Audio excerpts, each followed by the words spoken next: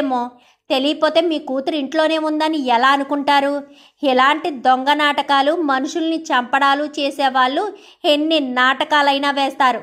నా కూతురు నా మొహం మీద కర్చీఫ్ పెట్టి నొక్కడం చూసింది అని చెప్పనేసరికి ఒక్కసారిగా సుమిత్ర షాక్ అవుతుంది. లేదు, అబద్ధం, నా కూతురు ఎక్కడికి వెళ్ళలేదు, జోష్న ఇంట్లోనే పడుకుంది అని చెప్పి ఇంకా సుమిత్ర గట్టిగానే మాట్లాడుతుంది. అబద్ధం అత్త అంటూ ఇంకా కార్తీక్ రౌడీ వాళ్ళని నలుగురిని తీసుకొచ్చి ఇంకా లోపలికి ఒక్క తోపు తోయడంతో నలుగురు కాస్త వచ్చేస్తారు లోపలికి. వచ్చేసేసరికి వీళ్ళెవరు కార్తీక్ అనగానే దీపా శౌర్యాన్ని చంపడానికి పురమాయించిన రౌడీలు మావయ్య అని చెప్పనేసరికి ఒక్కసారిగా షాక్ అయిపోతుంది జోష్న. చెప్పండ్రా, నా భార్యని నా కూతుర్ని చంపమని మీకు సుపారీ ఇచ్చింది ఎవరు? చెప్పండి, చెప్తారా చంపమంటారా అని చెప్పాను కానీ ఈ మేడమే అని చెప్పి ఇంకా జోష్న వైపు చూపించేసరికి ఒక్కసారిగా షాక్ అయిపోతుంది జోష్న.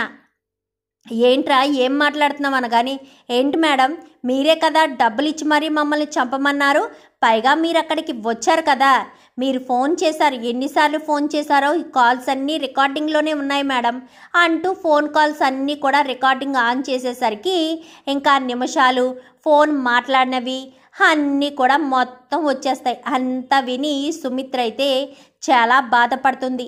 దీప ఒంటి మీద చేయి చేసుకున్నందుకు ఇంకా సైలెంట్ అయిపోయి తలదించుకుంటుంది. ఇంకా పారిజాతం అయితే అందుక ఇది ఈ గదిలో పడుకోకుండా ఆ గదిలోకి వెళ్ళి నాటకాలనింది. అసలు ఎందుకు ఇలాంటి పిచ్చి పని చేస్తుంది? దీపను శౌర్యను చంపేస్తే మాత్రం వదిలిపెడతారనుకుంటుందా ఏంటి? దీనికి పిచ్చా? ఇది ఈ మధ్య నాకేం చెప్పకుండా దీనికి ఇష్టం వచ్చినట్టు చేస్తుంది అనుకుంటూ ఉంటుంది పారిజాతం అయితే. జోష్న టెన్షన్ పడిపోతూ ఉంటుంది. ఇప్పుడు ఎవరు నన్ను ఏమంటారో, ఈ రౌడీ వెధవలు ఇలా దొరికిపోవడం ఏంటి అనుకుంటూ ఉండగానే ఇంకా శివనారాయణ అలా కోపంగా చూస్తూ ఉంటాడు. దశరథ్ కాస్త జోష్న చెంప చెల్లు మనిపించడంతో జోష్న కాస్త వెళ్ళి ఇంకా గోడను గుద్దుకుంటుంది. ఎవ్వరూ ఏం మాట్లాడరు. దశరథ అనగానే మాట్లాడొద్దు పిన్ని అంటూ గట్టిగా మాట్లాడేసరికి నోరు మూసేస్తారు. నోరు మూసేసేసరికి మనుషులు ప్రాణాలు తీయడానికి కూడా వెనకాడట్లేదా? అసలు దీపా శౌర్య ఏం చేశారు? అప్పుడు అలాగే శౌర్య ప్రాణాపాయ స్థితిలో ఉంటే డబ్బులు ఇవ్వడానికి మా నాన్న ముందుకొచ్చినా శౌర్యకి ఎలాంటి పరిస్థితి లేదు, కావాలనే దీప అబద్ధం చెప్తుంది అంటూ మమ్మల్ని మాయ చేశావు. సమయానికి ఆ కావేరి డబ్బులు తీసుకువెళ్ళి ఇచ్చింది కాబట్టి శౌర్యకేమి కాలేదు, లేదంటే మేము జీవితాంతం బాధపడుతూనే ఉండేవాళ్ళం కదా.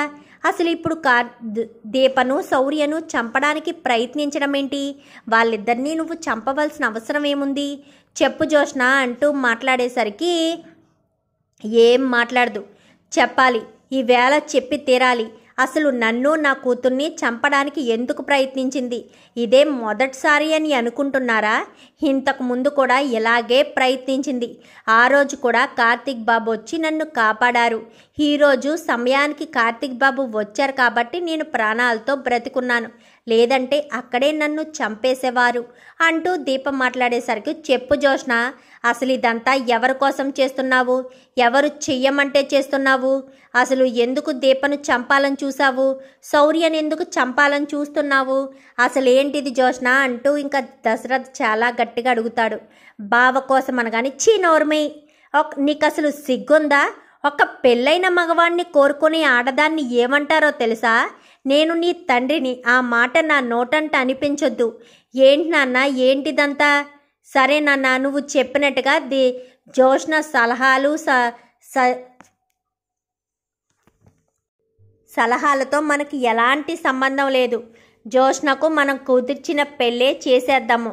పెళ్ళి చేస్తేనే కానీ దీనికి తిక్క తీరదు అని చెప్పనేసరికి నేను చేసుకోనాను కానీ నోరు మూసేయి, లేదంటే ఇట్నుంచిటే దీపను కార్తీక్ని పోలీస్ స్టేషన్కి వెళ్ళి కంప్లైంట్ ఇవ్వమని చెప్తాను.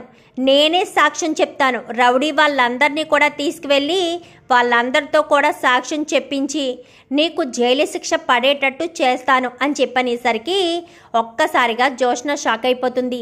దశరథ అనగానే మీరు మాట్లాడొద్దని చెప్పాను కదా పిన్ని, దాంతోపాటు మీరు కూడా వెళ్ళి కూర్చుంటారేంటి కటకటాల్లో అని చెప్పాను కానీ ఇంకా పారిజాతం సైలెంట్ అయిపోతుంది. చెప్పు జోష్న, పెళ్లి చేసుకుంటావా లేక వెళ్ళి జైలుకి వెళ్ళి కూర్చుంటావా?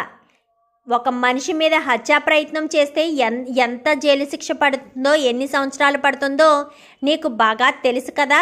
ఆల్రెడీ నరసింహగాడు అక్కడ జైల్లోనే ఉన్నాడు కదా అంటూ మాట్లాడేసరికి, వద్దు డాడీ, మీరు చెప్పినట్టే చేసుకుంటాను అని చెప్పి ఇంకా అక్కడి నుంచి కాస్త వెళ్ళిపోతుంది.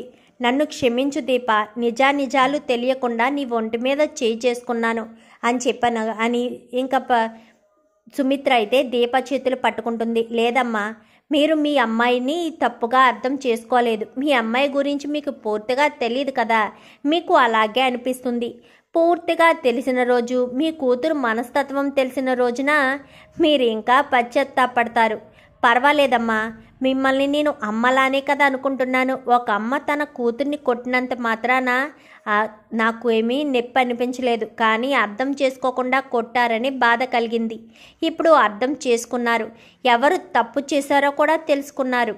సరే అని ఇంకా అక్కడి నుంచి పదండి కార్తీక్ బాబు అంటూ ఇంకా దీప కార్తీక్ అక్కడి నుంచి వచ్చేస్తారు.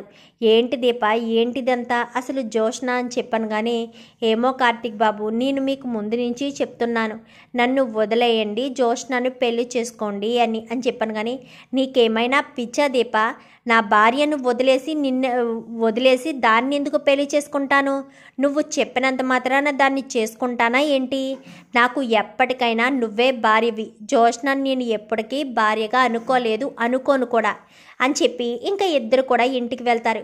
ఎక్కడికి వెళ్ళారా అసలు, ఎందుకంత ఆవేశంగా వెళ్ళారు అని చెప్పనేసరికి, దీపం మీద అటాక్ చేసింది ఎవరో కాదమ్మా, జోష్నకే వార్నింగ్ ఇచ్చి మరీ వస్తుంది దీప అని చెప్పనేసరికి, ఏంటి జోష్న దీపాన్ని చంపడానికి ప్రయత్నించిందా అనగాని, ఇప్పుడే కాదమ్మా, ఇంతకు ముందు కూడా ఒకసారి ఇలాగే జరిగింది. అప్పుడు నేనే దీపను సేవ్ చేశాను. ఇప్పుడు దీపను ఏకంగా చంపేయడానికే ప్రయత్నించింది ఆ జోష్న అంటూ మాట్లాడేసరికి, ఇప్పుడు మీరు అక్కడికే వెళ్ళి వస్తున్నారా అని చెప్పాను కానీ, అవును, ఆ శివనారాయణ గారు ముందే తన మనవరాల్ని నిలదీసేసరికి శివనారాయణ గారికి ఏం చేయాలో అర్థం కాలేదు. ఎందుకంటే తన మనవరాలే తప్పు చేసిందన్న విషయం తెలుసుకున్నాడు కదా అంటూ మాట్లాడేసరికి, ఎందుకు నాన్న జోష్న అలా చేస్తుందని కానీ, మీ అబ్బాయి కోసమేనంట అమ్మగారు అని చెప్పి కాంచనతో అంటుంది కార్తీక్. దీప అయితే, ఏంటి కార్తీక్ కోసమా? నీకేమైనా పిచ్చా? కార్తీక్ కోసం అదే అనడం ఏంటి అనగానే, నిజమే, కార్తీక్ బాబు కోసమే జోష్న మమ్మల్ని చంపాలని చూస్తుంది అని చెప్పనేసరికి, ఏంటి కార్తీక్ గట్టిగా వార్నింగ్ ఇవ్వకపోయేవా అనగానే, గట్టిగానే వార్నింగ్ ఇచ్చానమ్మా, మావయ్య కూడా తిట్టాడు అంటూ ఇంకా కార్తీక్ చెప్తాడు. మరి జోష్న నెక్స్ట్ ఏం ప్లాన్ చేస్తుంది, మరి ప్లాన్ని ఎలా ఎగ్జిక్యూట్ చేస్తుంది, ఇదంతా కూడా రాబోయే ఎపిసోడ్స్లో చూసి తెలుసుకునేద్దాం. మా వీడియో కనుక మీకు నచ్చినట్లయితే వెంటనే లైక్ చేసి మా ఛానల్ని సబ్స్క్రైబ్ చేసుకుని పక్కనే ఉన్న బెల్ సింబల్లో ఆల్ పై క్లిక్ చేయండి. ఎలా చేయడం వల్ల అందరికంటే ముందుగా చూడవచ్చు.